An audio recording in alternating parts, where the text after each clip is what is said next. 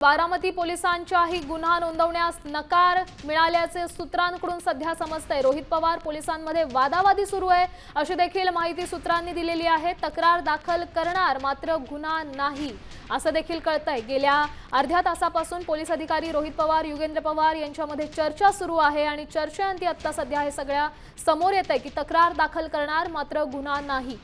DGCA कंपनीवर गुन्हा दाखल करण्याच्या मागणीसाठी मोठ्या प्रमाणात बारामतीचे ग्रामस्थ एकवटलेले आहेत। त्यासोबत रोहित पवार युगेंद्र पवार हे गेल्या अर्ध्या पाऊण तासापासून पोलीस कर्मचाऱ्यांसोबत बातचीत करतात।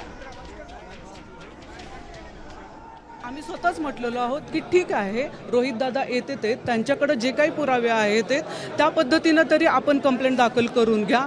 परंतु अगदी खरंच सांगायचं म्हटलं तर अजून तरी काय प्रशासनाची मानसिकता दिसत नाहीये कंप्लेंट दाखल करून घेण्याची। त्यांनी अजून त्याची काहीही हे सांगितलेली नाही, रूपरेषा काहीही सांगितलेली नाहीये। फक्त आश्वासन दिले जाते की तुमची कंप्लेंट ही सीबीआय कडे वर्ग होणार आहे, झालेली आहे आणि तिथून तपास होत आहे, एवढंच आश्वासन ते देत आहे।